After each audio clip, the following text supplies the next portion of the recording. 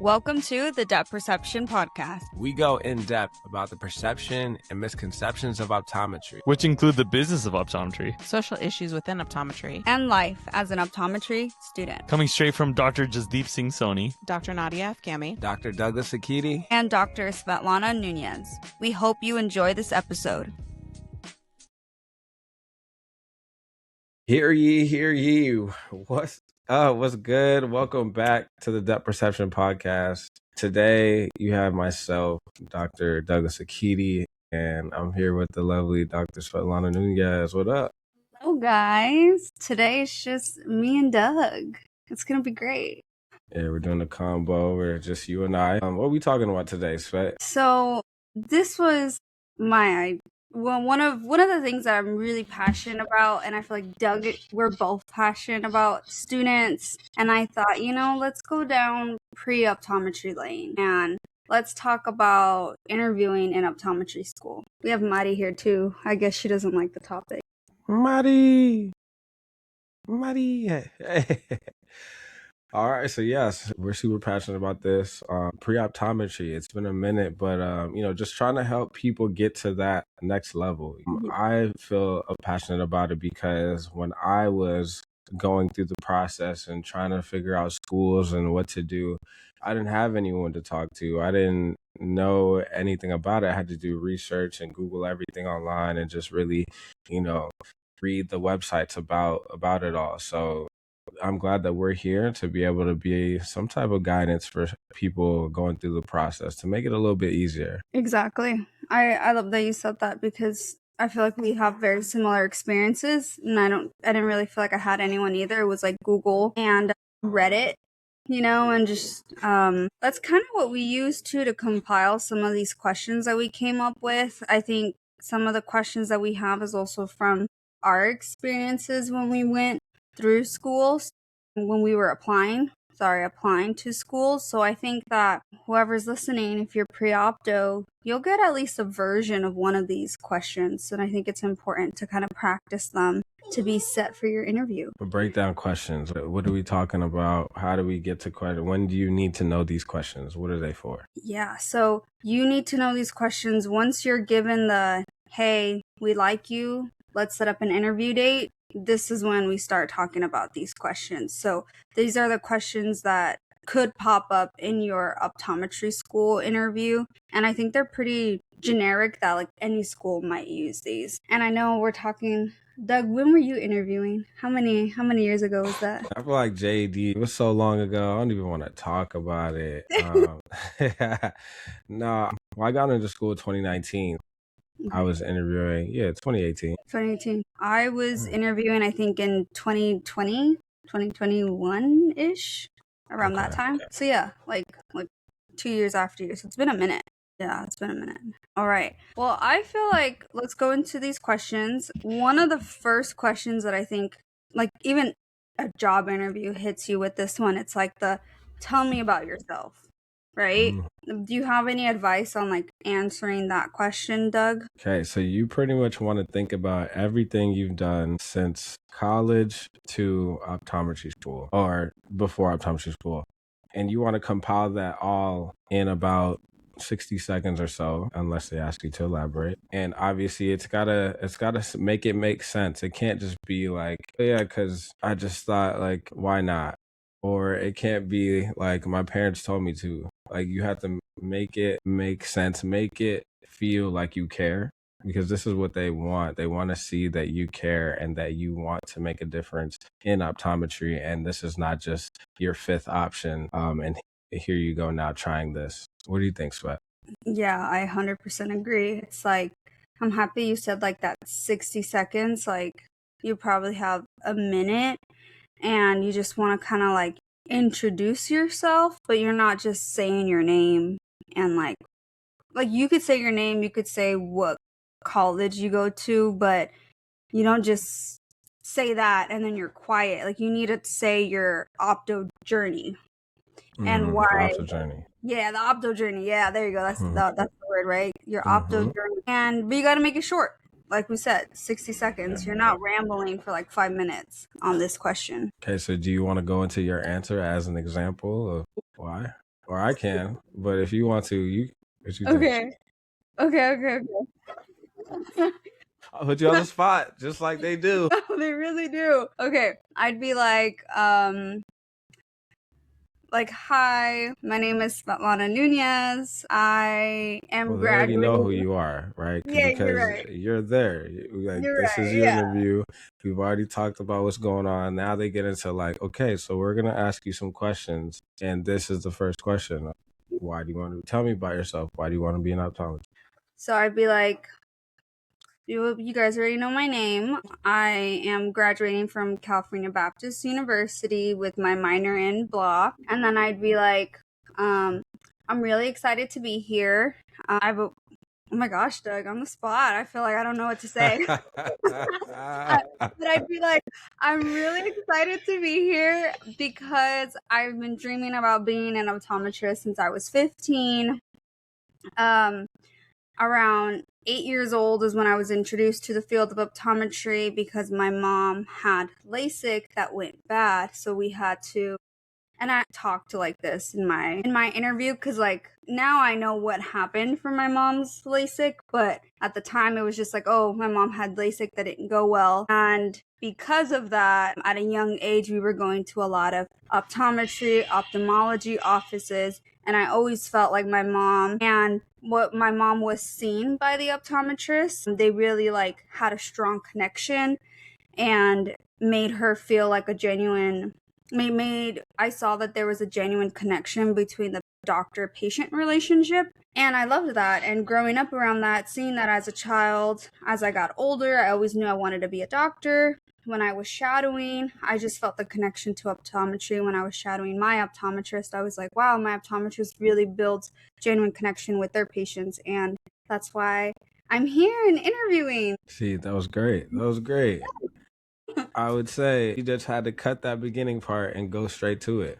The Straight to it. 15 years old, just or seventh grade, whatever you said. Like, Yeah. I would just do that and go straight to it because the rest of that was still probably like 2 minutes, and I was like, good. You elaborated, you got into it, and they just want to see that you have the passion and you care. Like I said. Yeah. So definitely, if I was interviewing, like that's the gist, but it has to be shorter. Yeah. What about you, Doug? Okay.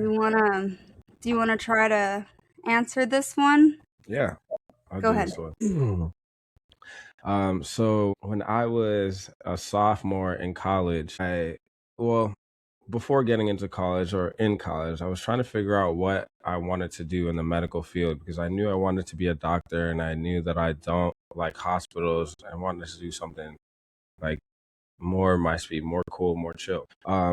Around sophomore summer of college, my grandma got cataract surgery. And at that point, I didn't used to wear glasses. So I didn't realize like people really sometimes like they need help to see. They have these problems. And I just wake up, blessed to be able to wake up and I could just go out and see. But some people can't see anything when they first wake up. So I decided I would want to work at Lens Crafters to see what it would be like, and to see if I liked it. Because at that point, I was between pharmacy and optometry. And like when I first worked there, I used to be an eyewear consultant where you help people like pick out glasses, but also you dispense glasses. And this one time I dispensed glasses to this guy, and it was his first pair of glasses, but he was maybe like a minus 150 or something. And he just put on his glasses for the first time and he like looked around and he just like smiled, the biggest smile. And I was just like, oh man, this is cool. Like, I want to do that right there. I want to help people with the blessing of vision to be able to get that reaction. And so after college, I had a long journey, but after college, I eventually worked my way up to becoming a general manager at a vision center inside of Walmart. So I've gotten experience on the business side as well as working as an associate. So I say all that to say, optometry, I've been going through this journey for about 10 years, but this is the next step. And this makes me passionate to become a doctor and to say that I've done like every single thing that you can do in the field. I like Something like that. A little something like that. No, I think that's great. I think what we're hitting on is like when you answer the tell me about yourself question, and it's either tell me about yourself or it's like why do you want to be an optometrist? that's usually like the first kind of question that you're gonna get, a version of that.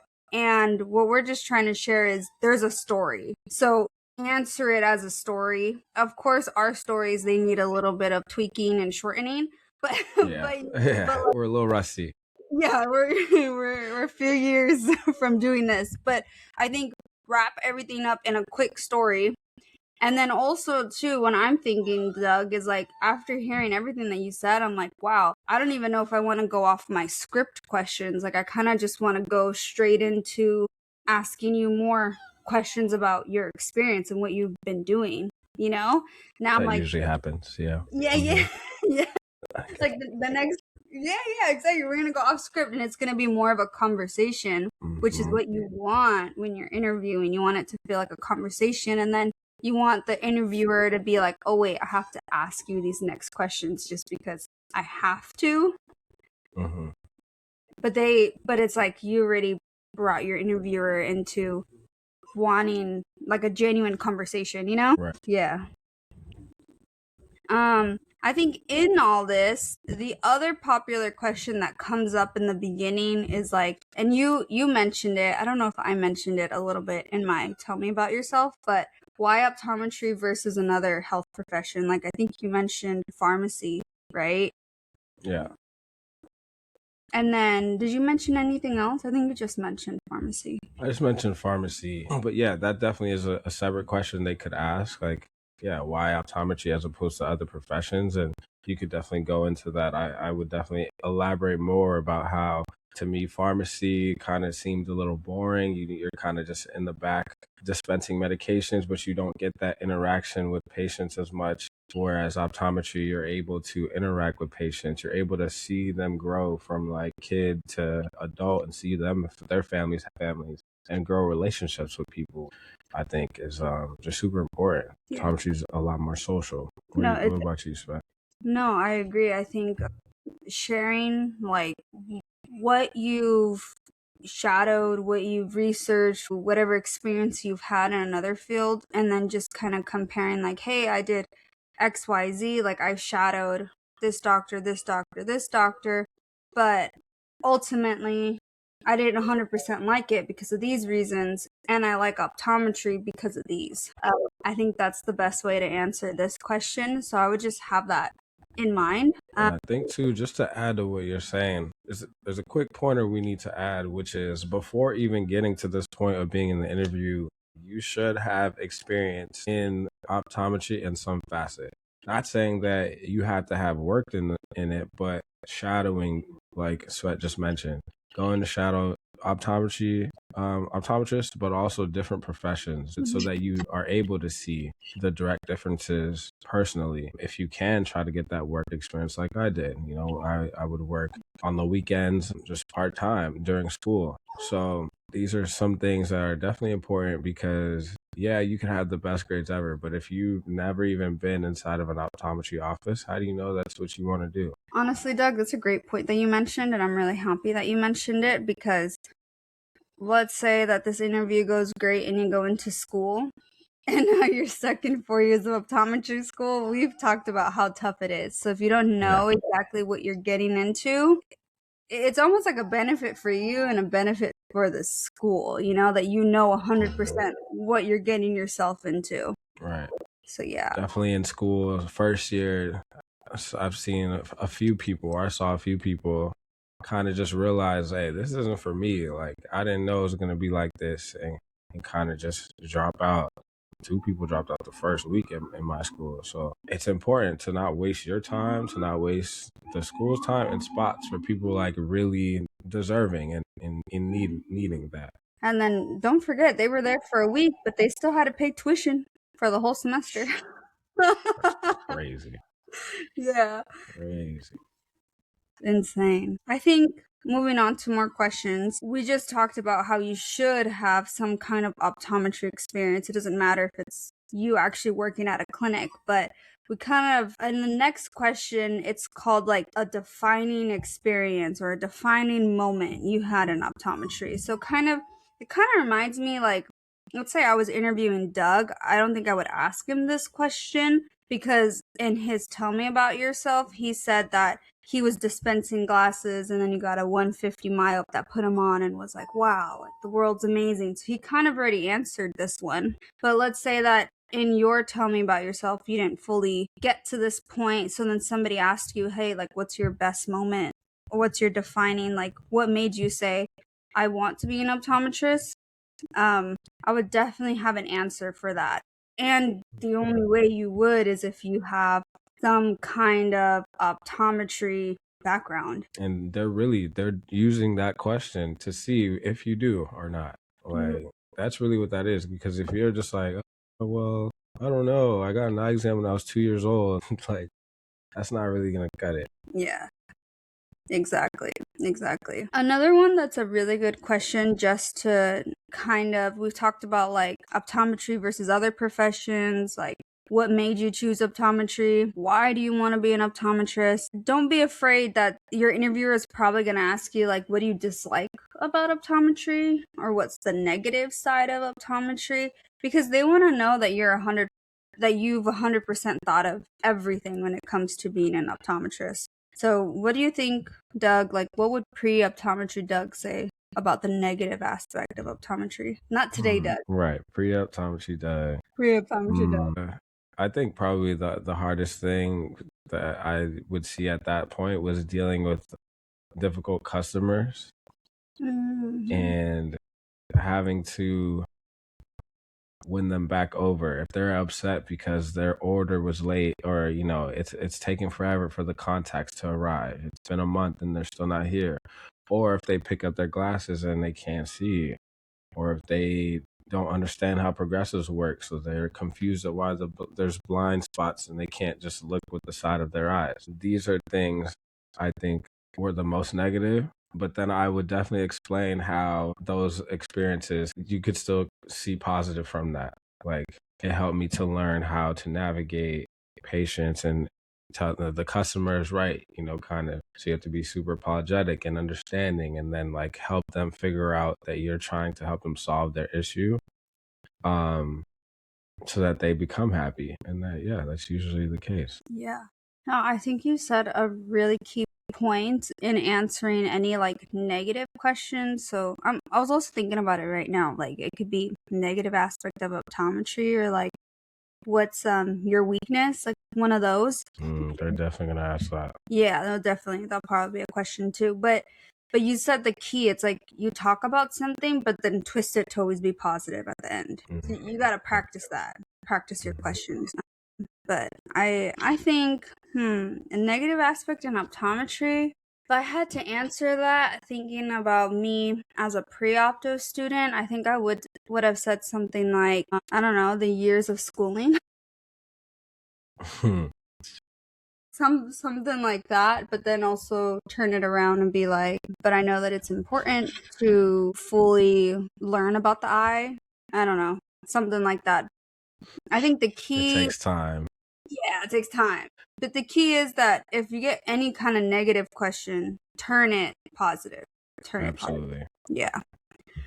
Another question that could come up that I've seen different students talk about is optometry is a legislative profession. What does that mean to you? I know. Which, do you want to give your 2 cents on this one, Doug? Well, I would have been stumped. I'm not gonna lie. I would have been stumped pre-optometry because I didn't really know what that meant until maybe first, second year, after going to like conferences and seeing like optometry's meeting, and how that it's all about legislation and getting and getting things done. But I would say that I would probably have done a lot of research, as I did back in the day, and seeing how they tried to pass bills like the "You Are Not a Doctor" bill in Florida. I would probably mention that, and mention how it is important to advocate for us, because our scope is super important, especially in today's world with how AI and virtual reality and augmented reality are becoming a thing. It's super important for our eyes to be thought of as important, because all these things you need to be able to see to use them. So I would incorporate that somehow. What about you, Sweat? What do you think? Yeah, no, I think you just hit it perfectly, honestly. I think the only other thing to give more advice, not so much answering the question, it's just kind of doing your research, like you said, because we're talking in general about any school that you can apply to, and by saying that, every state has different laws and has different what did you just say? It's like the how you can practice or your scope, the scope of The practice. scope of optometry, yeah, scope of practice. Yeah.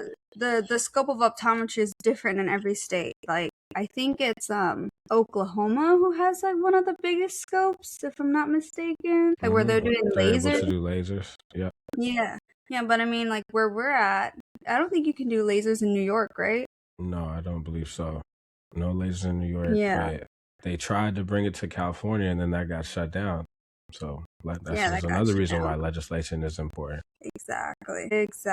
So I think I don't think at this stage you're not expected to know everything and know all the details, but I think just having a little bit of understanding of like every state has different scope of practice, and this is why it's important to advocate for new laws so each state's scope can be open to more and more and more. I agree. Now, let me ask you a question. Okay. Okay, and you kind of had to deal with this, but you got to be pre-optometry vet right now. Okay. How would your family feel if you moved? Yeah, this is a good one. I remember being asked this question, especially if you're like in one state and applying to a different state. I was always honest when I answered this question. I remember being like, my family it would not be easy on my family, but in the end, they would support me and my career decisions. And I remember like there's just like something in the back of my mind telling me to like make sure I reassure the school that I'm not gonna leave, because like family's not close by. Yeah. So I don't remember how I worded it, but I remember being like, I know the importance of like having a support system at school, and it's gonna be hard being away from my family, but I know that I'll be able to get through it. Something like that. But Great answer, we're always yeah. ending on a positive note. If I just said, "Oh, my family would be really upset," like that's not a good answer. Yeah. And yeah, be honest. Be honest, like Sweat mentioned. It's important to be honest and elaborate and be honest. If you're not super excited about moving, just mention that. But again, bring that positive spin and bring it back to let them know that you still really want to be there. Yeah. I think we've hit on a lot of good questions. Just to kind of list some other ones, but we don't have to go like into them. It's just like the strengths and weaknesses. The strengths question could be worded as like your attributes, that would make you a good doctor, good optometrist. Doug, I don't know if you remember one of these, but like, what do you hope to bring to the program, or like, why you over the candidate we just talked to? That's kind of another strengths one. Yeah, definitely. I think I had one of those for sure. Yeah. I think for that, I definitely just mentioned diversity and mentioned how I'm an African American, first generation, well, Nigerian American, first generation, and how it's like I would be the first doctor in my family, all those kind of things. So yeah, definitely highlight yourself and don't be afraid to, give them some stats that make you look good. Yeah. But don't be braggadocious. Yeah, it's like I don't know, what do you call it?